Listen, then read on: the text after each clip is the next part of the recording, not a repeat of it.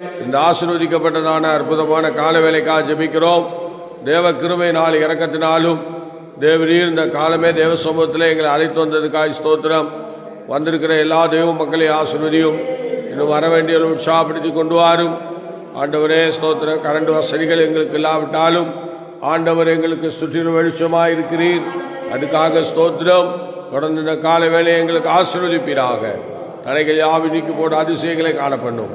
கனமகிமை துதி ஸ்தோத்திரங்கள் எல்லாம் நாங்கள் உங்களுக்கே தருகிறோம். இயேசு கிறிஸ்துவின் நாமத்தில் வேண்டிக் கொள்கிறோம் ஜெபங்களும் நல்ல பிதாவே, ஆமென் ஆமென். சோதரம் சோதரம் சோதரம். ஹல்லேலூயா ஸ்தோத்திரம். ராஜா நீ செய்த நன்மைகள் அவை எண்ணி முடியாதையா. ராஜா நீ செய்த நன்மைகள் அவை எண்ணி முடியாதையா. நான் ஏறெடுப்பேன் நன்றி பலே என் ஜீவனாலெல்லாம். நான் ஏறெடுப்பேன் நன்றி பலே என் ஜீவனாலெல்லாம். அதிகாலை நேரம் தட்டி தட்டி எழுப்பி புது கிருபை தந்தீரையா. அதிகாலை நேரம் தட்டி தட்டி எழுப்பி புது கிருபை தந்தீரையா. ஆனந்த மலையில் நனைத்து நனைத்து தினம் நன்றி சொல்ல வைத்தீரையா. ஆனந்த மலையில் நனைத்து நனைத்து தினம் நன்றி சொல்ல வைத்தீரையா. நன்றி ராஜா இயேசு ராஜா, நன்றி ராஜா என் இயேசு ராஜா.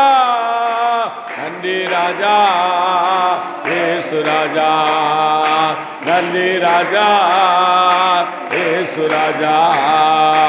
ராஜா நீ செய்த நன்மைகள் அவை எண்ணி முடியாதையா. ராஜா நீ செய்த நன்மைகள் அவை எண்ணி முடியாதையா. ஏறெடுப்பேன் நன்றி பலே என் ஜீவனாலெல்லாம். நான் ஏறெடுப்பேன் நன்றி பலே என் ஜீவனாலெல்லாம். வேதத்தின் ரகசியம் அறிந்திட புரிந்திட வெளிச்சம் தந்தீரையா. வேதத்தின் ரகசியம் அறிந்திட புரிந்திட வெளிச்சம் தந்தீரையா. பாதம் அமர்ந்து நான் உங்குரல் கேட்கும் பாக்கியம் தந்தீரையா. பாதம் அமர்ந்து நான் உங்குரல் கேட்கும் பாக்கியம் தந்தீரையா. நன்றி ராஜா இயேசு ராஜா, நன்றி ராஜா என் இயேசு ராஜா. நன்றி ராஜா இயேசு ராஜா, நன்றி ராஜா இயேசு ராஜா. ராஜா நீ செய்த நன்மைகள் அவை எண்ணி முடியாதையா. ராஜா நீ செய்த நன்மைகள் அவை எண்ணி முடியாதையா. நான் ஏறெடுப்பேன் நன்றி பலே என் ஜீவனாலெல்லாம். நான் ஏறெடுப்பேன் நன்றி பலே என் ஜீவனாலெல்லாம். நான் ஏறெடுப்பேன் நன்றி பலே என் ஜீவனாலெல்லாம். ஹல்லேலூயா ஹல்லேலூயா. ஆமென் ஆண்டவரே ஸ்தோத்திரம் ஸ்தோத்திரம் ஸ்தோத்திரம் ஸ்தோத்திரம். ஆமென் ஆண்டவரே துதிக்கிறோம். ஹல்லேலூயா ஹல்லேலூயா ஹல்லேலூயா. நன்றியோடு துதிக்கிறோம், ஸ்தோத்திரிக்கிறோம், மகிமைப்படுத்துகிறோம். காலமே கர்த்தருடைய சமூகத்திலே வந்து உம்மை ஆராதிக்கும்படி, உம்மை துதிக்கும்படி, உம்மை மகிமைப்படுத்தும்படி நீர் எங்களுக்கு பாராட்டின கிருபைக்காய் ஸ்தோத்திரம் ஆண்டவரே. அல்லேலூயா. ஸ்தோத்திரம் ஸ்தோத்திரம் ஸ்தோத்திரம். ஹல்லேலூயா ஹல்லேலூயா ஹல்லேலூயா. ஸ்தோத்திரம் ஸ்தோத்திரம் ஸ்தோத்திரம் ஸ்தோத்திரம். ஹல்லேலூயா ஹல்லேலூயா. ஸ்தோத்திரம் ஸ்தோத்திரம் ஸ்தோத்திரம்.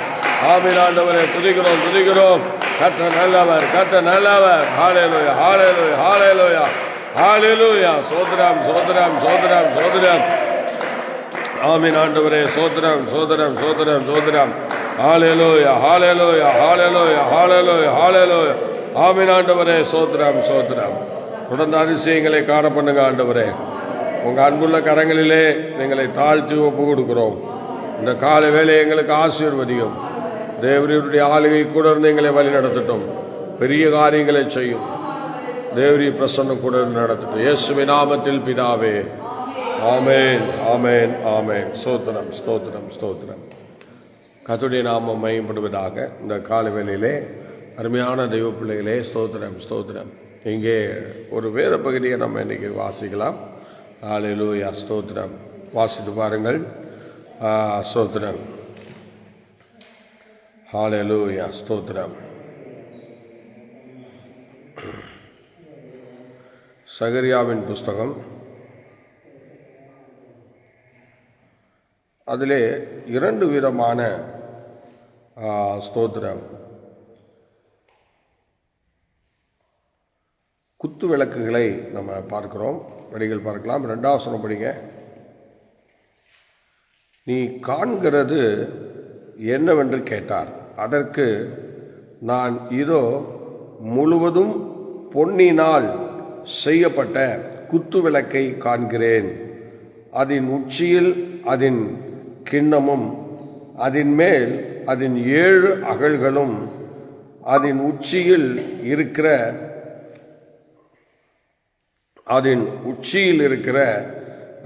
கிண்ணங்களுக்கு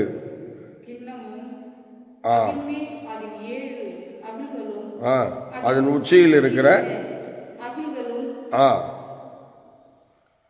அதுக்கப்புறம் உங்களுக்கு வரலீங்களா? பாருங்கள். 7 அகல்களும் 7 குழாய்களும் இருக்கிறது என்று சொல்லப்பட்டிருக்கிறது. அந்த குத்துவிளக்கு மத்தியில் ஆண்டவர் ஸ்தோத்திர உலாவுகிறார் என்றெல்லாம் நம்ம பார்க்குறோம். ஆனால் இன்னைக்கு இந்த பழைய ஏற்பாட்டில் இதோ ஒரு ஸ்தோத்திரம் இந்த குத்துவிளக்கை குறித்து அழகாக சொல்லியிருக்கிறார். ஸ்தோத்திரம். நல்லா கவனிக்கணும். இந்த குத்துவிளக்கு என்று சொல்லும்போது அருமையான தெய்வ பிள்ளைகளே, ஸ்தோத்திரம், ஒரு நல்ல ஆவிக்குரிய ஒரு சபையை நமக்கு அறிமுகப்படுத்துகிறது, குறிக்கிறது. ஏன்னா குத்து விளக்குகளின் மத்தியிலே உலாவுகிற தேவன் என்று நம்ம பார்க்கிறோம். ஸ்தோத்திரம். இப்போ இந்த 7 அகல்கள் அதில் இருக்கிறது. ஸ்தோத்திரம். 7 அகல்கள் அதில் இருக்கிறது. ஸ்தோத்திரம். பார்த்தீங்களா? 7 அகல்கள். எப்போதுமே 7 என்றாலே யூதர்களுக்கு மிகவும் பிரயோஜனமான ஒரு வார்த்தை, பிரயோஜனமான ஒரு வசனம். 7 என்றாலே அவங்க யூதர்களுக்கு பூரணத்தை குறிக்கிறதாக அவர்கள் எண்ணுவார்கள். ஸ்தோத்திரம். அவங்களுக்கு சில நம்பர்ஸ்லாம் அவங்களுக்கு ரொம்ப பிடிக்கும். யூதர்களுக்கு 7 என்கிற ஒரு பூரணத்தை அது வெளிப்படுத்துகிறதா இருக்கிறது. அப்புறம் பார்த்திங்கன்னா ஸ்தோத்திரம், இன்னும் 8வது 8 என்கிற வார்த்தை கூட அது ரொம்ப யூஸ்ஃபுல்லாக இருக்கும் அவங்களுக்கு. ஏன்னா அந்த 8 பேரை கொண்டு உலகம் ஆரம்பித்ததுனால அவங்க 8ங்கிற அந்த நண்பரை அவங்க விட மாட்டாங்க. அவங்களுக்கு ரொம்ப அது பயனுள்ளதாக இருக்கும். ஸ்தோத்திரம். 8 என்கிற அந்த வார்த்தை. அப்போ அந்த 8ங்கிறதும் 7ங்கிறதும் அவங்களுக்கு பூரணம். 9ங்கிறத அவங்களுக்கு அதுவும் ரொம்ப பயங்கரமான ஒரு காரியம். என்னென்னா 9ஆம் மணி வேலையில் ஸ்தோத்திரம் என்ன செய்வாங்க அப்படின்னா, 9ஆம் மணி வேலையில் தான் அந்த ஸ்தோத்திரம் பலிகளை செலுத்துவாங்களாம். யூதர்களை பலிகளை செலுத்துவார்கள் அப்படின்னு சொல்கிறாங்க. 9ஆம் மணி வேலை அவங்களுக்கு ரொம்ப விசேஷமான நேரம். ஸ்தோத்திரம். ரொம்ப விசேஷமான நேரம். அதனால் அந்த நேரத்தை அவங்க ரொம்ப கனம் பண்ணுவாங்க. பைபிளில் நம்ம 9ஆம் மணி வேலைன்னு சொல்லும்போது நிறைய இடங்களில் நம்ம பார்க்குறோம். ஸ்தோத்திரம். இயேசு ஜீவன் கொடுத்ததும், ஆண்டவராகிய இயேசு கிறிஸ்து இந்த உலகத்தில் மனுகுலத்திற்காக பலி செலுத்தப்பட்ட நேரமும் அந்த 9ஆம் மணி வேலை அப்படின்னா மாலை 3 மணி. ஸ்தோத்திரம். 6 மணியில் காலையில் 6 மணியிலிருந்து 3வது மணி வருது பார்த்தீங்களா, அது வந்து 9ஆம் மணி நேரம் என்று சொல்லப்படுகிறது. ஆகவே இந்த 9ஆம் மணி நேரத்தில் ஸ்தோத்திரம், ஏலி ஏலி லாமா சவக்தானி என்று மிகுந்த சத்தமிட்டு என் தேவனே ஏன் என்னை கைவிட்டீர் என்று சொல்லி சத்தமாக கூப்பிட்டு ஜீவனை விட்டார் என்றெல்லாம் நம்ம பார்க்குறோம். பார்த்தீங்களா, அந்த ஒரு சூழ்நிலையில் பார்க்கும்போது அந்த 9ஆம் மணி நேரமும் அவங்களுக்கு ஆராதனைக்குரிய நேரமாக, பலி செலுத்துகிற ஒரு நேரமாக அந்த நேரம் அவங்களுக்கு ரொம்ப அந்த இந்த எண் அவங்களுக்கு ரொம்ப பிரயோஜனமான ஒரு நேரமாக இருக்கிறது. அடுத்தது 11ஆம் மணி வேலை அப்படின்னு ஒன்று இருக்குது. அது வந்து மாலை 5 மணியை குறிக்குது, மாலை 5 மணியை குறிக்கிறது. 11ஆம் மணி வேலைன்னு சொல்லுகிறது மாலை 5 மணியை குறிக்கிறது. அந்த 5 மணி என்று சொல்லும்போது ஸ்தோத்திரம், அது அவங்களுக்கு கடைசி மணி நேரம் முன்பாக வர்றதுனால அவங்க ரொம்ப ஆர்வமாக இருப்பாங்க. ஸ்தோத்திரம். அதுலேயும் அவங்களுக்கு ஏதோ அந்த நம்பர்ஸ்லேயும் பிரயோஜனம் இருக்கிறது. ஸ்தோத்திரம் ஸ்தோத்திரம். அப்படிப்பட்ட ஒரு சூழ்நிலை அதில் இருக்கிறது. அடுத்தது செகண்ட் 2 அப்படின்னு சொன்னீங்கன்னா, வேதத்தில் எங்கே பார்த்தாலும் பார்த்தீங்கன்னா எல்லாமே 2 தான் வரும். ஸ்தோத்திரம். வானம் பூமி, ஸ்தோத்திரம், சந்திரன் சூரியன், ஸ்தோத்திரம், ஆண் பெண்ணு, இப்படி வரிசையாக நம்ம பார்க்கலாம். 2 ஜோடி இல்லாமல் எதுவுமே இருக்காது. அப்புறம் கடைசியாக பார்த்தீங்கன்னா வசனத்துலேயும் சொல்ல ஆரம்பிச்சிட்டாரு. என்னென்னா ஜோடி இல்லாத வசனங்கள் இல்லை அப்படிங்கிறாரு.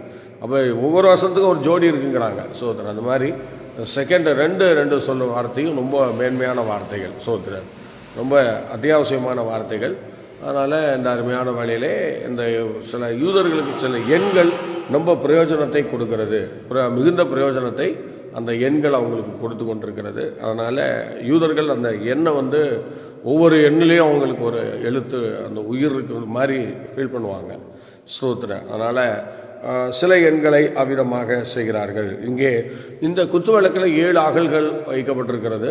7 அகல்களில் ஸ்தோத்திரம் பார்த்தீங்கன்னா, இதுக்கு ஸ்தோத்திர அருகாமையிலே 2 ஒலிவ மரங்கள் இருக்கிறது என்று சொல்லப்படுகிறது. பார்த்தீங்களா, 2 ஒலிவ மரங்கள் அங்கே வைக்கப்பட்டிருக்கிறது.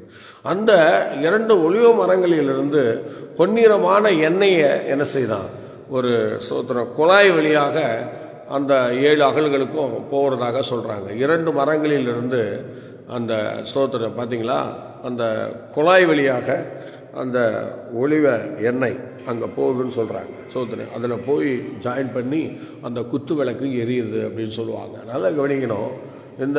இதை குறிக்கும் போது என்ன குறிக்கிறது, ஆண்டவருடைய விஷயத்தில் நீங்கள் எதை கை கொள்ளணும்னு சொன்னாலும், எந்த வார்த்தைகளை நீங்கள் கை கொள்ளணும்னு சொன்னாலும் அதில் நமக்கு ஒரு மகிமை இருக்கிறது. என்ன அப்படின்னா, அதில் ஆவியானவருடைய உதவி இல்லாமல் எதுவுமே நடக்காது. பார்த்துங்க. ஸ்தோத்திரம். எப்படி ஆவியானவருடைய உதவி இல்லாமல் எதுவுமே நடக்காது. ஸ்தோத்திரம். ஆவியானுடைய உதவி நமக்கு கண்டிப்பாக தேவை. ஸ்தோத்திரம். அதனால் இப்போ பாருங்கள், அந்த குத்து விளக்கு நல்லா எரிந்து கொண்டே இருக்கிறது. ஸ்தோத்திரம். ஸ்தோத்திரம். எரிந்து கொண்டே இருக்கிறதுக்கு தான் நம்ம அழைக்கப்பட்டிருக்கிறோம். ஸ்தோத்திரம். அணைஞ்சு எரிவதற்கு நம்ம அழைக்கப்படலை. எப்பொழுதும் நம்ம எல்லாரும் எரிஞ்சிட்டே இருக்கணும். ஸ்தோத்திரம். இப்போ மழை காலம் தமிழகத்தில் நமக்கு என்ன இல்லை, தமிழகத்தில் பயங்கரமான மழை இப்போ பேஞ்சிட்ருக்கு. இப்போ பருவமழை துவங்கிருச்சு. அதனால் எல்லா இடங்களிலும் மழையாக இருக்கிறது தெரியும். ஆனால் நல்லா கவனிக்கணும், இந்த குத்து விளக்குக்கு எந்த மழை இருந்தாலும் எந்த வெயில் அடித்தாலும் கவலை இல்லை. ஏன்னா அந்த ஒலிவ மரங்களிலிருந்து பொன்னிறமான எண்ணெயை அங்கே என்ன செய்யுது, அந்த குழாய்கள் வழியாக அந்த ஒலிவ மரத்துக்கு கொடுத்து கொண்டே இருக்கிறது.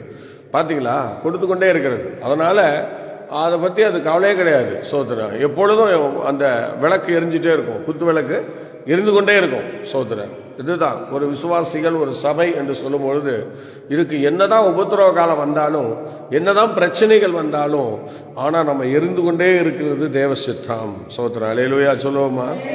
ஆமாம், எரிந்து கொண்டே இருக்க வேண்டும். ஸ்தோத்திரம். நம்ம நான் ஸ்டாப்.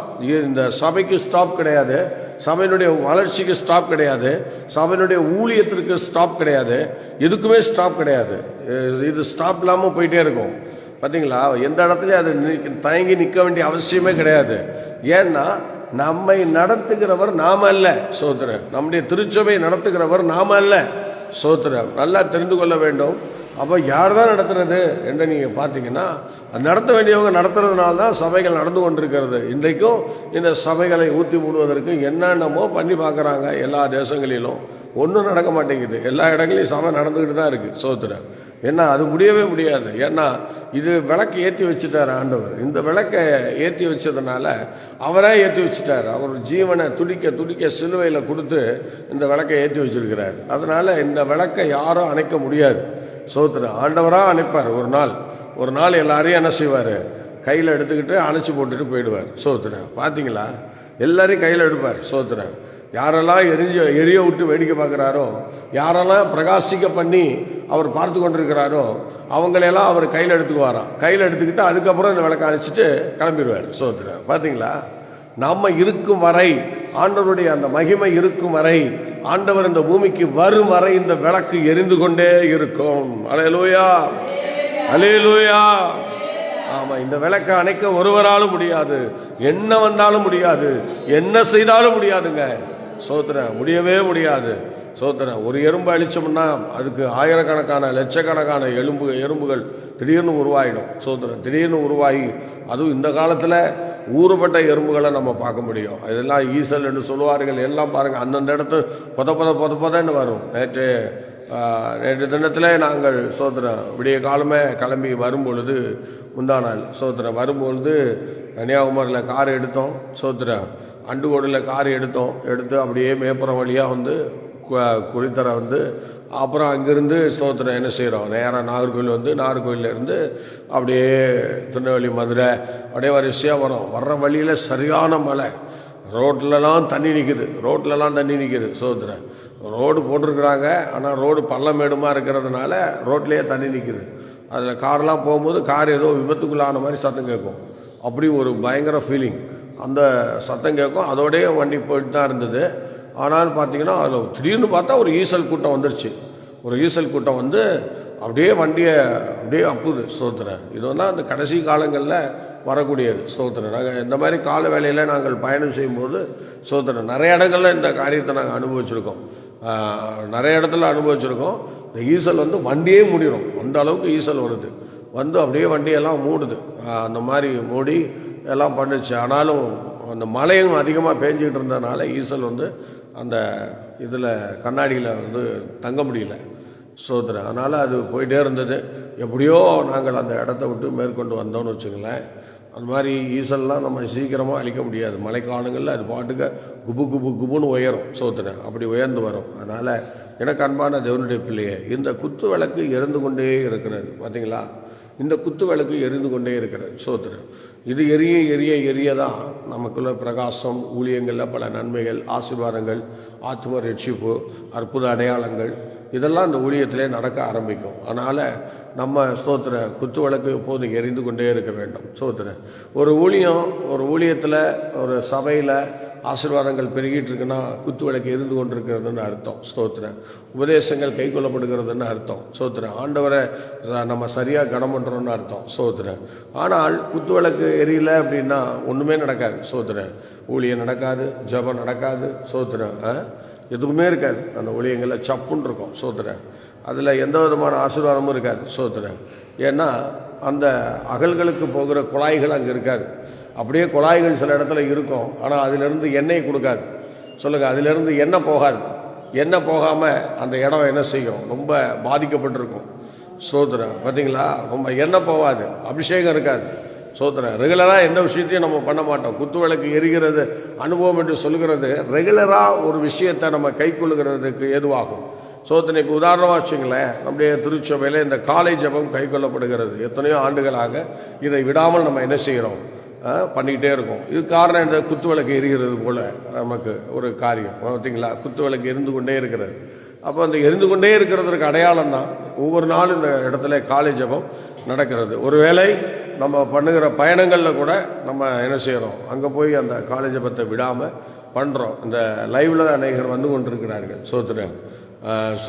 இப்போ சில மீடியாக்காரங்களாம் வராங்க, ஏதாவது குறை கண்டுபிடிக்கலான்னு வராங்களா, இல்லை உண்மையிலேயே சரி காலையில் ஜெபிக்கிறது நல்லதுன்னு நினச்சி வராங்களான்னு தெரியல.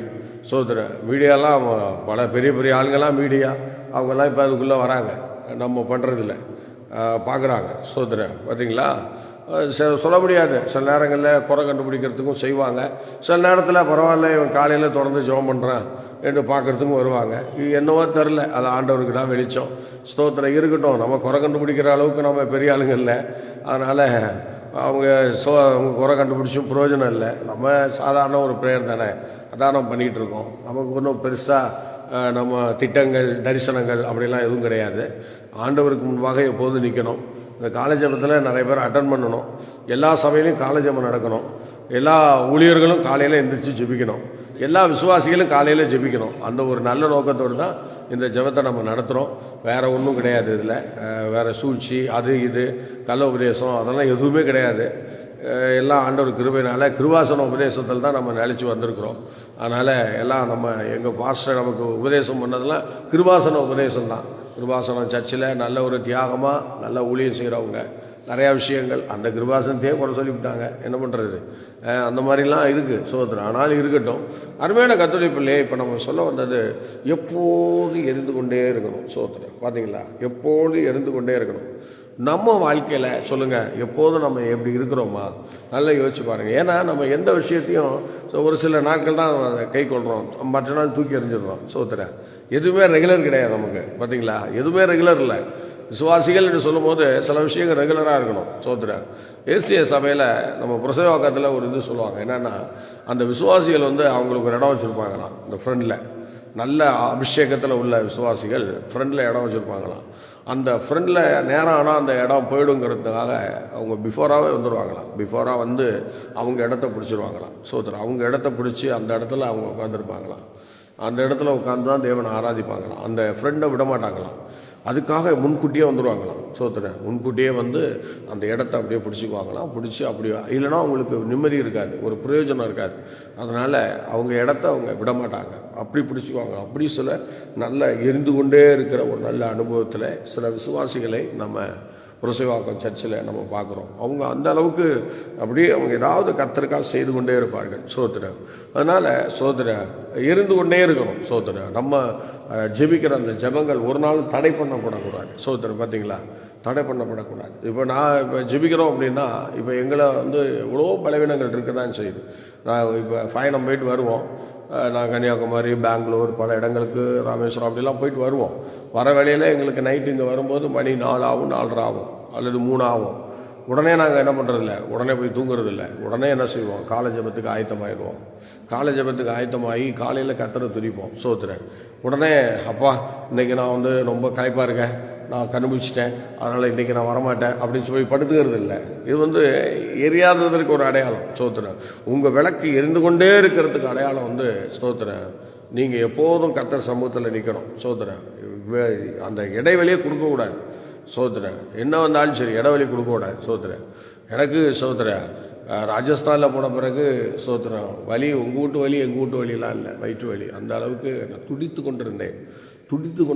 ஆனால் துடித்து கொண்டே இந்த காணொலியில் பேசிக்கிட்டு தான் இருந்தேன், விடலை. சோத்துறேன். ஜெபம் பண்ணிட்டு இதை ஓப்பன் பண்ணி காலேஜை பார்த்தா அந்த வேதனையோடு அப்படியே கொடுத்துட்டேன். ஒரு பக்கம் எனக்கு புதிதல்ல, எனக்கு பழசு தான். ஏன்னா ஆரம்ப காலத்திலே நான் ஆண்டவருக்காக உதவி ஊழியனாக இருக்கும்போது இரவு 12 மணி 1 மணி அந்த மாதிரி நேரங்கள் எல்லாம் சிலருக்கு நான் போய் சத்தியம் சொல்லுவேன், ரொம்ப நேரம் சத்தியம் சொல்லுவேன். ஒரு முறை கும்பகோணம் செக்காங்கனி பகுதியிலே ஒரு சகோதரனை சந்திக்க நேரிட்டது. நான் வீட்டுக்கு வரும்போது அவன் எதுக்கு அமர்ந்திருந்தார், சாப்பிட்டுட்டு எதுக்கு அமர்ந்திருந்தார். அப்போ நான் அவரை பார்த்து, பிரதர் எப்படி இருக்கீங்க அப்படின்னு சொன்னேன்.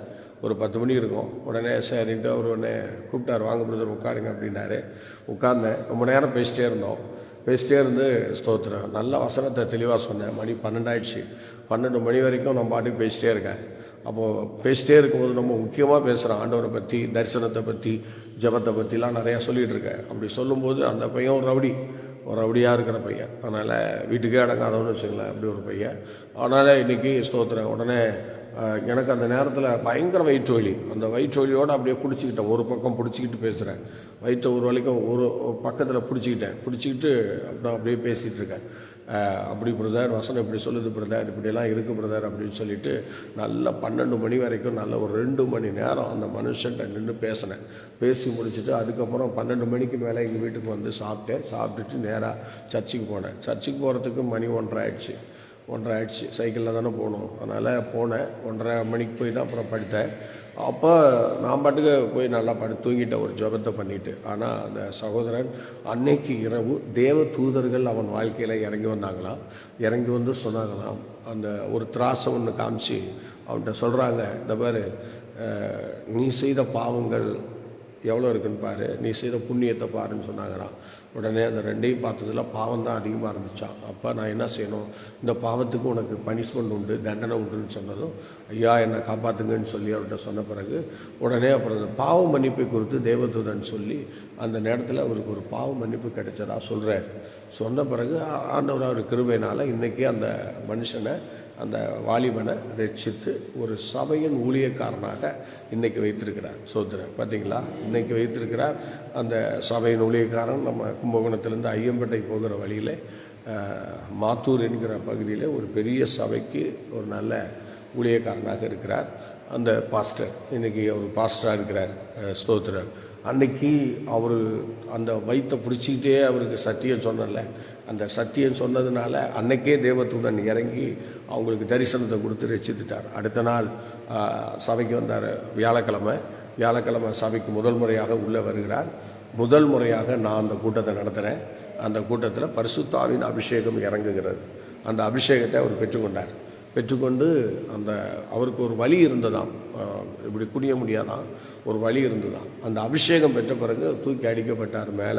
மேலே இருந்து பொத்துன்னு கீழே வந்து விழுந்தார். உடனே அந்த இடத்துல அபிஷேகம் அவரும் பெற்றுக்கொண்டார். அந்நிய பாஷை பேசி நல்ல அபிஷேகம் பெற்ற பிறகு அவருக்குள்ளே ஒரு நல்ல ஆவி வந்தது. அதுக்கப்புறம் அவர் ஆண்டவருக்கு கண்டு நல்லா ஜெபிக்க ஆரம்பித்தார். சபைக்கு தொடர்ந்து வர ஆரம்பித்தார். அதுக்கப்புறம் தன்னை ஊழியத்திற்கு ஒப்பு கொடுத்து சோதரன் நான் இருக்கிற ஸ்தானத்திலே அவரை விட்டு தான் நான் ஜெயங்கொண்டம் வந்தேன். ஒரு அலையிலேயே சொல்லுவோமா, தான் கிருபைங்க.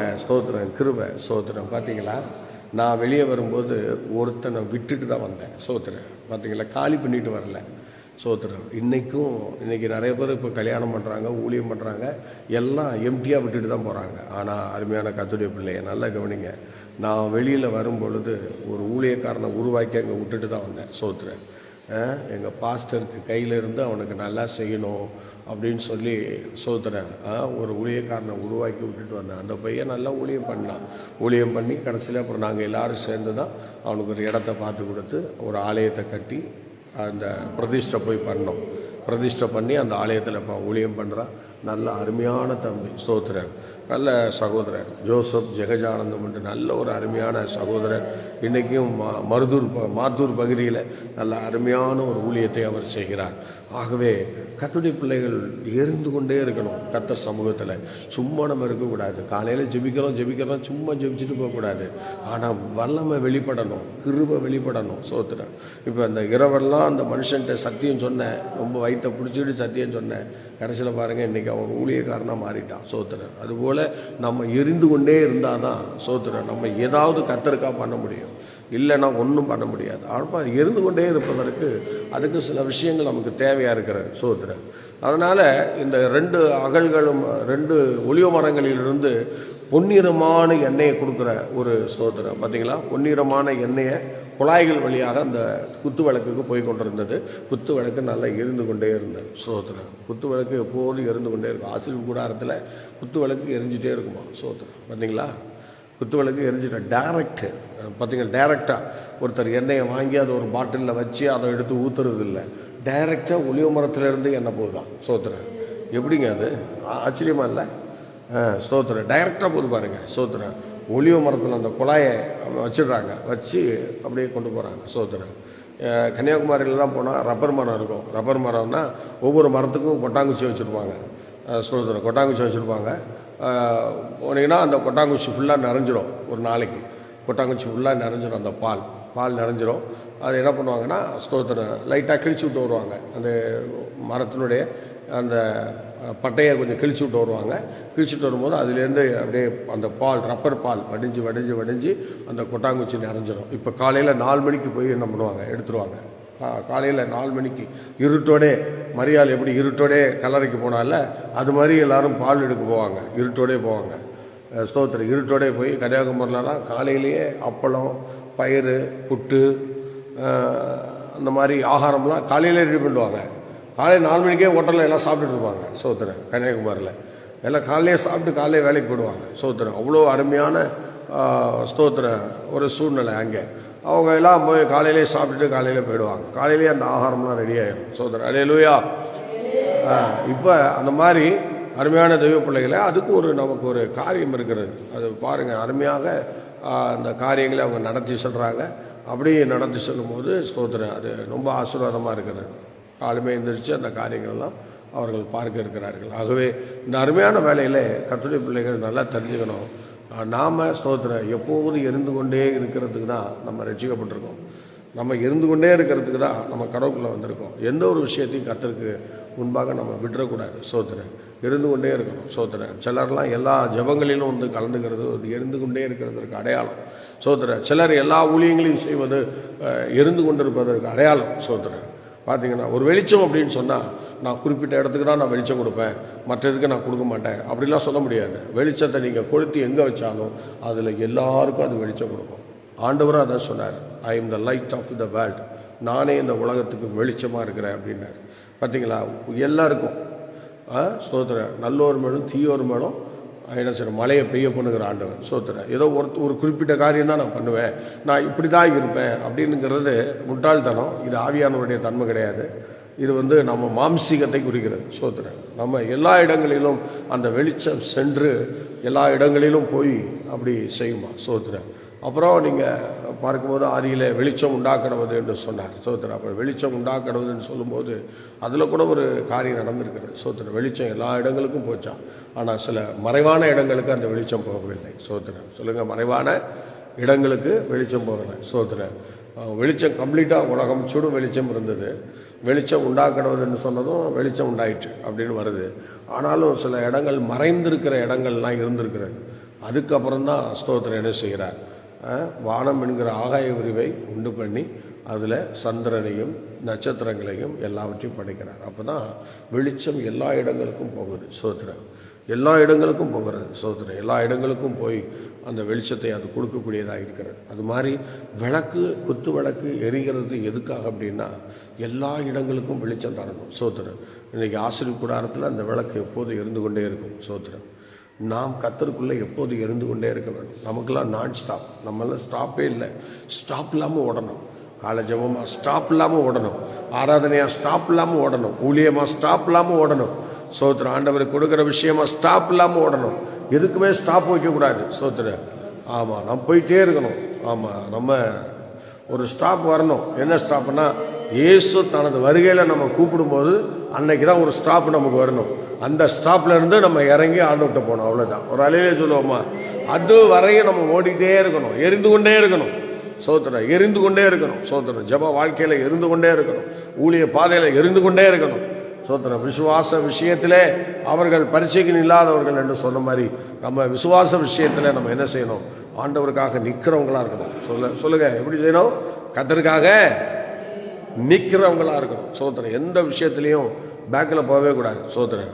எப்போதும் நம்ம ஃப்ரெண்டில் நிற்கணும். ஸ்தோத்திரம். அல்லேலூயா. நடந்த சம்பவம் பாருங்கள், இந்த அருமையான ஸ்தோத்திரம். இதெல்லாம் பண்ணும்போது அவர் கேட்குறாரு, என்னப்பா சார் ரைட்டு, இந்த 2 ஒலிவ மரங்கள் இருக்குது என்று சொல்லி கேட்குறாரு. கடைசி 2 வசனம் 4ஆம் அதிகாரம், சகரியா 4ஆம் அதிகாரம் கடைசி 2 வசனத்தை படிங்களேன். சீக்கிரம் எடுங்க. கடைசி 2 வசனத்தை எடுத்து படித்து பாருங்க. ஹல்லேலூயா. ஸ்தோத்திரம், ஸ்தோத்திரம். அதற்கு அவர்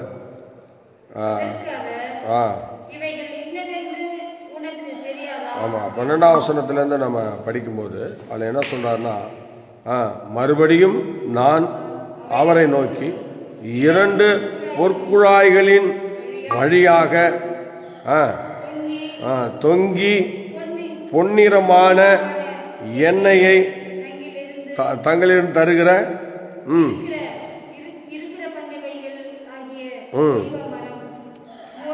ஒலிவ மரங்களின் 2 கிளைகள் என்னவென்று கேட்டேன். அதற்கு அவர், இன்னதென்று உனக்கு தெரியாதா? எனக்கு தெரியாது என்றேன். அப்பொழுது அவர், இவைகள் இரண்டும் சர்வ லோகத்திற்கும் ஆண்டவராக இருக்கிறவரின் சமூகத்திலே நிற்கிற அபிஷேகம் பெற்றவர்கள் என்றான். சோதரம் பாத்தீங்களா? இந்த விளக்கு எரிந்து கொண்டே இருக்கிறதற்கு மெயின் காரணம் அபிஷேகம் பெற்றவர்கள். சோதரம் அபிஷேகம் பெற்றவர்கள் வச்சுதான் ஆண்டவர் எதையும் இந்த பூமியில செய்ய முடியும். அபிஷேகம் பெற்றவர்கள் தான் இந்த பூமியில எதையும் செய்ய முடியுமே தவிர வேற யாரும் எதுவும் பண்ண முடியாது. சோதரர் அப்போ கிறிஸ்துக்காக, சபைக்காக அப்போ நம்ம ஒரு காரியம் பண்றோம் அப்படின்னா நமக்குள்ள இருக்கிற அபிஷேகத்தை அது வெளிப்படுத்துகிறது. நமக்குள்ள இருக்கிற அந்த அபிஷேக வல்லமே வெளிப்படுத்துகிறது. அப்போ நம்ம வாழ்க்கையில அந்த அபிஷேகம் வேலை செய்தா இல்லையான்னு டெஸ்ட் பண்ணணும். அடிக்கடி நம்ம டெஸ்ட் பண்ணணும். அபிஷேகம் சொல்கிறது தனக்கு இஷ்டமான இடத்துக்கு அது போகாது. நல்லா கவனிங்க, எல்லாருக்குள்ளும் அது வந்து ஒரு பூர்ணத்தை கொடுத்து, ஒரு திருப்தியை கொடுத்து, ஒரு காரியத்தை செய்கிறது. பார்த்தீங்களா? அந்த பொன்னிறமான எண்ணெயை அந்த அகல்களுக்கு கொண்டு போகிற இந்த மரங்களை பார்க்குறோம். இப்போ அந்த வெளிச்சம் நான் இவங்களுக்கு தான் கொடுப்பேன், நான் இந்த அறைக்கு மாத்திரம்தான் இருப்பேன் அப்படின்னா அது சொல்லாமல் அது எங்கெல்லாம் திறந்திருக்கிறதோ அங்கெல்லாம் இந்த வெளிச்சம் போகிறது. பாருங்க, பார்த்தீங்களா? எங்கெல்லாம் திறந்திருக்கிறதோ, எங்கெல்லாம் அதுக்கு வரவேற்பு இருக்கிறதோ அங்கெல்லாம் இந்த வெளிச்சம் போகிறது. ஆக குறிப்பிட்ட இடத்துக்கு வெளிச்சம் இல்லை. வெளிச்சம் என்று சொல்லுகிறது எல்லா ஊழியங்களிலும், எல்லா சமயங்களிலும், எல்லா சூழ்நிலைகளிலும் ஜெபிக்கவும், ஊழியம் செய்யவும், கர்த்தருக்கு முன்பாக நிற்கவும் நாம் கடமைப்பட்டிருக்கிறோம். ஏன்னா நமக்கு நாமே வழிநடத்தப்படுவதில்லை, நமக்குள்ளே ஒருவர் இருந்து நடத்துகிறார். அதுதான் நாம் பெற்ற அபிஷேகம் என்று சொல்லப்படுகிறது. அப்போ அந்த அபிஷேகம் இல்லாதவர்கள் தான் தன்னுடைய இஷ்ட மாம்ச சிந்தையின்படி நடப்பார்கள். ஆனால் அபிஷேகம் உள்ளவர்கள் தங்கள் இஷ்டப்படி வாழ முடியாது. ஏன்னா தேவனுடைய ஒழுங்கின் பிரகாரம் தான் அவங்க வாழ்வாங்க. தேவனுடைய ஒழுங்கின் பிரகாரம் தான் அவங்க இருப்பாங்க. அப்படி இருந்தாக்கா நல்ல ஒரு சிந்தை, ஒரு காரியத்தை அப்படியே நம்ம சிந்திச்சு பார்ப்போம். இயேசு கிறிஸ்து பாருங்க, ஞானஸ்நானம் எடுக்கும்போது இதோ என்னுடைய நேசகுமாரன், இவரில் பிரியமா இருக்கிறேன்னு வானத்திலிருந்து சத்தம் உண்டாச்சு. ஆவியானவர் புறாவை போல தம் மேலே இறங்கிறத கண்டார். நல்லா கவனிக்கணும். இப்போ பாருங்க, இந்த ஆவியானவரை பெற்ற தேவன் இப்போ என்ன செய்கிறார்? 40 நாள் உபவாசத்தில் ஈடுபடுகிறார். 40 நாள் உபவாசத்தில் ஈடுபடுகிற அவருக்கு அங்கே என்ன நடக்குது பாருங்க. என்ன நடக்குது? 40 நாள் உபவாசத்தில் ஈடுபடுகிற அவருக்கு என்ன நடக்குது பார்த்தீங்களா? சோதனை வருது. ஸ்தோத்திரம். அந்த இடத்துல ஆவியானவர் அவரை தேற்றுகிறார். தேவ வானத்திலிருந்து ஒரு தூதன் இறங்கி வந்து அவரை தேற்றுகிறார். ஸ்தோத்திரம். பார்த்தீங்களா? இது எதை குறிக்கிறதுனா அபிஷேகத்தை குறிக்கிறது. நல்லா கவனிக்கணும். அந்த அபிஷேகம் என்று சொல்லுகிறது ஒரு நல்ல சரியான வேலையில் நம்மை அது ஆற்றக்கூடியதாய், தேற்றக்கூடியதாய், நமக்கு அது உதவி செய்யக்கூடியதாய் இருக்கிறது என்பதை நாம் மறந்து போகக்கூடாது. அதனால தான் அபிஷேகம் பெற்றவர்களுக்கு எந்த ஒரு விஷயத்திலையும் கவலை கிடையாது. ஏன்னா அந்த அபிஷேகம் நம்ம சாதாரணமாக வைக்காது. அது நல்ல நிலைமையில கொண்டு போய் நம்மை நடத்தும், நல்ல நிலைமையில நம்மை உருவாக்கும். எல்லாருக்கும் அது ஆசீர்வாதமான பாதையை தான் அது காட்டும். அபிஷேகம் என்று சொல்லுகிறது குறிப்பிட்ட நபருக்கு போய் சேர்றது அல்ல, அது எல்லாரையும் நேசிக்கக்கூடியது, எல்லாருடைய வாழ்க்கையிலும் வரக்கூடியது. ஸ்தோத்திரம். அதனால ஸ்தோத்திரம் பார்த்தீங்கன்னா 120 பேர் அன்னைக்கு காத்திருந்தாங்க. எல்லாருமேலும் அந்த அபிஷேகம் இறங்குச்சு. ஸ்தோத்திரம். இதில் நான் இவன் மேலே தான் இறங்குவேன், அவன் மேலே தான் இறங்குவேன்னு சொல்லாமல் அந்த 120 பேர் மேலேயும் அன்னைக்கு அபிஷேகம் இறங்குச்சு. பாருங்க எவ்வளோ அருமையான ஒரு சூழ்நிலை பார்த்தீங்களா? ஸ்தோத்திரம். நம்ம ஸ்தோத்திரம். எனக்கு இதை பார்க்கும்போது எனக்கு ரொம்ப சந்தோஷமாக இருக்கும். ஏன்னா ஆண்டவர் பட்சபாதம் உள்ளவர் இல்லை, எல்லார் மேலும் அவர் இறங்குவார். நான் பல இடங்களில் அபிஷேக கூட்டம் நடத்திக்கிட்டு இருக்கேன். ஒரு முறை ஸ்தோத்திரம் குடவாசல் நம்ம போவாசையா அவங்களுடைய திருச்சபையில் போய் இந்த அபிஷேக கூட்டம் நடத்தினேன். அப்படி நடத்தும் போது ஸ்தோத்திரம் ஒரு 500 பேர் வந்திருந்தாங்க. எல்லாம் டோட்டலாக ஒரு 500 பேர் இருப்பாங்க. எல்லோரும் வந்தாங்க, எல்லாம் நல்லா அபிஷேகம் பெற்றாங்க. அதுவும் நான் வரேன்னு சொன்ன பிறகு அந்த சபையில் நிறைய பேர் வந்து ஊருக்கு போனவங்கெல்லாம் ஓடி வந்துட்டாங்க. அவங்க ஊருக்கு போகிறேன்னு போனவங்க கேன்சல் பண்ணிவிட்டு அந்த பஸ்ஸை விட்டுட்டு வேறு பஸ்ஸை பிடிச்சி இங்கே வந்துட்டாங்க. ஊருக்கு போகல, எல்லா ப்ரோக்ராமும் கேன்சல் பண்ணிட்டு வந்தாங்க. அப்படி வந்து அவங்க பாருங்கள் நல்ல அபிஷேகத்தில் வழி நடத்தும் போது ஆண்டவர் கிருபையினால் எல்லாரும் பரிசுத்தாவின் அபிஷேகம் நிறைய பெற்றாங்க. பெற்ற பிறகு அப்புறம் நிறையா சாட்சி சொல்லிகிட்டே இருந்தாங்க. வரிசையாக ஒரு 30-40 சாட்சி வந்தது. அதுக்கப்புறம் எனக்கு ரொம்ப அப்படியே ஒரு மாதிரி மயக்கம் மாதிரி வந்துடுச்சு. ரொம்ப நேரம் ஆயிடுச்சு. 2 மணி ஆயிடுச்சா, பசி ஒரு மாதிரி இருந்ததா, உடனே சொன்னேன், இவ்வளோ நேரம் நம்ம நின்றுட்டு இருந்தால் மக்களுக்கும் டிஸ்டர்பாக இருக்கும், நமக்கும் கொஞ்சம் இதாக இருக்கும். அதனால் இப்போ நான் சொல்கிறேன், இப்போ எத்தனை பேர் நீங்கள் அபிஷேகம் பெற்றீங்களோ நீங்கள் எல்லோரும் எழும்பிடுங்க. இந்த கூட்டத்தில் வந்து கர்த்தர் என்னை தொட்டார், என்னை அபிஷேகம் பண்ணார், நான் ஆவிக்குரிய வார்த்தைகளை பேசுகிறேன், நான் விடுவிக்கப்பட்டேன், நான் தரிசனம் பெற்றேன் அப்படி சொல்கிறவங்களாம் நீங்கள் எழும்பிடுங்கன்னு சொன்னதும் எல்லாருமே எழும்பிட்டாங்க. எனக்கு ஆச்சரியமாக போச்சு. ஒருத்தர் கூட பேலன்ஸ் இல்லை, எல்லாரும் எழும்பி நின்றுட்டாங்க. எல்லாம் சொன்னாங்க, நாங்கள் எல்லாருமே இந்த கூட்டத்தில் ஆசீர்வாதம் வாங்கிட்டோன்னு சொல்கிறாங்க. அப்போ எல்லாரையுமே கர்த்தர் தொட்டார். அன்னைக்கு 120 பேரை தொட்டவர் இன்னைக்கும் நம்ம எல்லாரையும் தொட வல்லவராக இருக்கிறார். ஒரு அலையிலேயே சொல்லுவோமா?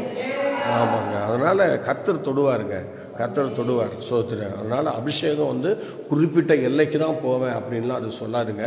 அது நிச்சயமாக சொல்கிறேன், அது எல்லாரையும் நிரப்பும், அது எல்லாருக்குள்ளும் இறங்கும், அது எல்லாரையும் வழி நடத்தும். சோத்திரம். அதனால் நம்ம வாஞ்சிக்கணும், அவ்வளோதான். அன்னைக்கு அந்த ஜனங்கள் எல்லாரும் வாஞ்சித்தார்கள், வாஞ்சித்து வந்தாங்க. அதனால் கர்த்தர் அவங்கள தொட்டார். ஸ்தோத்திரம். எனக்கே ஆச்சரியமாக இருந்தது. ஸ்தோத்திரம். அந்த ஊழியக்காரரும் ஆச்சரியப்பட்டார். ஆகவே எனக்கு பிரியமானவர்களே, ஆவியானவர் இன்றைக்கி நம்மை வழிநடத்த ஆசைப்படுகிறார். இன்றைக்கி உங்களுடைய எல்லா காரியங்களையும் கொஞ்சம் முடக்கி வச்சுட்டு ஆவியானவருக்கும் உங்கள் நேரத்தை கொடுத்தீங்கன்னா அவர் உங்களை வல்லமையாக பயன்படுத்த ஆசையாக இருக்கிறார். அல்லேலூயா. ஸ்தோத்திரம். அதனால் இந்த கால வேளையில் அவர் சமூகத்தில் நம்ம ஒப்பு கொடுப்போம். நிச்சயமாக அவர் நம்ம வழிநடத்தக்கூடியவராக இருக்கிறார். ஆகவே ஸ்தோத்திரம். இன்றைக்கி இவை ரெண்டும் என்னவென்று கேட்டேன். அதுக்கு ஆண்டவர் சொன்னது, இது சர்வலோகத்துக்கும் ஆண்டவராக இருக்கிறவரின் சமூகத்தில் நிற்கிற அபிஷேகம் பெற்றவர்கள். பார்த்தீங்களா? அபிஷேகம் பெற்றவர்கள். நீங்கள் அபிஷேகம் பெற்றவர்களாக இருக்கணும். சோதரன். சும்மா கடமைக்காக எதுவும் செய்யக்கூடாது. நல்ல அபிஷேகம் பெற்றவர். எல்லாத்தையும் ரெகுலராக கர்த்தரை மையப்படுத்திகிட்டே இருக்கணும். இல்லைன்னா அபிஷேகம் போச்சுன்னு அர்த்தம், பீஸ் போயிட்டுன்னு அர்த்தம். சோதரன். பார்த்தீங்களா? இப்போ கரண்ட் இல்லை, கரண்ட் இல்லாதனால பாருங்கள் எல்லா இடமும் எப்படி இருக்குது, கொஞ்சம் மங்கலாக இருக்குது. ஸோ அதே கரண்ட் இருந்துச்சுன்னா இன்னும் பிரகாசமாக இருக்கும். பார்த்தீங்களா? இன்னும் பிரகாசமாக இருக்கும். அல்லேலூயா. ஆகவே அருமையான தெய்வ பிள்ளைங்க, எப்போதும் ஸ்தோத்திரம். இதான் இந்த உலகம். ஆனால் ஆவியானவருக்கு பீஸ்லாம் போகாது, ஆவியானவருக்கு கரண்டும் போகாது. அவர் எப்பொழுதும் இருக்கிறவராகவே இருக்கிறார். அல்லேலூயா. அவர் இருக்கிறவராகவே இருக்கிறார். அதனால் அவர் பீஸ்லாம் போகாது, எப்போதும் அவர் நமக்குள்ளே தான் இருப்பார். அதனால் நீங்கள் நானும் தேவ திட்டம் எரிந்து கொண்டே இருக்க வேண்டும். அல்லேலூயா. ஆசீர் கூடாரத்தில் அந்த குத்துவிளக்கு எப்போது எரிந்து கொண்டே இருக்கும். அதுக்காக ஆசாரியர்கள் இருந்து அந்த எண்ணெய்களை கரெக்டாக கொண்டு போவார்கள். அது மாதிரி இன்னைக்கு சகரியாவின் காலத்திலே இந்த காரியம் நடந்திருக்கிறது. அதனால தான் அவர் இதை எழுதி வைத்திருக்கிறார். ஆகவே எனக்கு பிரியமான தேவனுடைய பிள்ளையை, இந்த கால வேளையிலே அவர் சமூகத்தில் நம்ம ஒப்பு கொடுப்போம். அவருடைய சன்னிதானத்தில் நீங்கள் நான் எரிந்து கொண்டே இருக்க வேண்டும். அதுவும் நமக்காக எரியக்கூடாது, நாம் எல்லாருக்காகவும் எரியணும். ஸ்தோத்திரம். எல்லாரும் பாரு, கர்த்தர் ஒரு குறிப்பிட்ட மனுஷனோடு அவர் நின்று விடுகிறவர் அல்ல. ஸ்தோத்திரம். பாருங்கள், வருத்தப்பட்டு பாரம் சுமக்கிறவர் இல்லை. நீங்கள் எல்லாரும் பார்த்தீங்களா, எல்லாரையும் கூப்பிடுறார். ஸ்தோத்திரம். எல்லாரும் என்கிட்ட வாங்கன்றார். சோத்திரம். அது மாத்திரம் இல்லை, பாருங்கள், நல்லோர் மேலும் தீயோர் மேலும் மழையை பெய்ய பண்ணுறேன் அப்படிங்கிறார். ஆவியானவர் எல்லா இடத்துக்கும் போக ஆசைப்படுகிறார். அது யாரை கொண்டு? உங்களையும் என்னையும் கொண்டு தான். சோத்திரம். உங்களையும் என்னையும் கொண்டு தான் எல்லா இடத்துக்கும் போக விரும்புகிறார். அதனால் நீங்கள் ஆவியானவருக்கு நீங்கள் இடத்த கொடுக்கணும். சோத்திரம். உங்கள் கட்டுப்பாட்டை நீங்கள் வச்சுக்கூடாது, ஆவியானுடைய கட்டுப்பாட்டில் நீங்கள் இருக்கிற மாதிரி நடக்கணும். சோத்திரம். நம்ம இருக்கணும். சோத்திரம். நம்ம இஷ்டத்துக்கு போகக்கூடாது. அல்லேலூயா. ஆமாம், நம்ம இஷ்டத்துக்கு போகக்கூடாது. சில இடங்களில் நம்ம இஷ்டத்துக்கு போகும்போது தான் நிறையா ப்ராப்ளத்தை நம்ம சந்திக்கிறோம். நிறைய இடங்களில் நம்ம ப்ராப்ளத்துக்கு காரணமாகிடுறோம். அதனால் ஆவியானவருடைய இஷ்டத்துக்கு நம்ம ஒப்பு கொடுத்தோம்னா அவர் நம்ம சிறப்பாக நடத்துவார். அவர் வந்தால் நமக்கு பள்ளம் மேடெல்லாம் அவர் பார்த்துக்குவார். சோத்திரம். கல் முள்ளெல்லாம் அவர் பார்த்துக்குவார். சோத்திரம். மேடு பள்ளத்தில் அவர் பார்த்துக்குவாருங்க, நம்ம பார்க்க வேண்டிய அவசியமே இல்லை. ஆனால் நம்ம சோத்திரம் நமக்காக நிற்கக்கூடாது, ஆண்டவருக்காக நிற்கணும். அவருடைய பிரசன்னம் அப்போ தான் நம்ம வழி நடத்த முடியும். சோத்திரம். அல்லேலூயா. ஸ்தோத்திரம். இப்போ ஸ்தோத்திரம். ஒரு குருடன் வழிகாட்டுறதுக்கு யாரும் இல்லையேன்னு சொல்லி நிற்கிறான். அப்போ யாராவது ஒருத்தர் என்ன செய்கிறாங்க, வாங்க நான் கொண்டு விட்றேன்னு சொல்லி கொண்டு விட்றாங்க. சில பேர் நான்லாம் வரமாட்டேன், நான்லாம் போக மாட்டேன்னா அப்படியே நிற்க வேண்டியதுதான். சோத்திரம். நீங்கள் ஏற்கனவே குருடு, இதில் வேற நீ வரமாட்டேன் போக மாட்டேங்கிற சூழ்நிலை இருக்கிறதுனால கண்டவங்க கையை நான் பிடிக்க மாட்டேங்கிற சொல்லிட்டு அப்படியே நின்னா அவன் எப்போதும் அப்படியே தான் நிற்கணும். ஆனால் பாஸ் பண்ணி போக முடியாது. ஆனால் தாழ்மையோடு பொறுமையோடு சைவத்தன்மையோடு இருந்தால் நாம் எல்லாவற்றையும் பாஸ் பண்ணி போயிடலாம். சோதரர், ஆனால் இப்போ ஆவியானவர் நடத்த விரும்புகிறார். நீங்கள் எப்போது எரிந்து கொண்டே இருக்கணும். சோதரர், நீங்கள் எப்போது எரிஞ்சிக்கிட்டே இருக்கணும். அதை ஆண்டவர் விரும்புகிறார். அதனால தான் இந்த கால வேளையிலே இந்த அபிஷேகம் பெற்றவர்களை குறித்து நமக்கு ஆண்டவர் வெளிப்படுத்துகிறார். அதனால் இன்றைக்கி நீங்கள் அந்த அபிஷேகம் பெற்றவர்களாக இருந்து உங்களுடைய வாழ்க்கையில் இயேசு கிறிஸ்து பிரகாசித்து கொண்டே இருக்கணும். ஆமாம், உங்களுக்கு இருக்கிற அந்த குத்து விளக்கு எரிந்து கொண்டே இருக்கணும். அந்த வெளிச்சத்தில் தான் நீங்கள் நடக்கணும். நம்ம சொந்த வெளிச்சத்தில் போகக்கூடாது.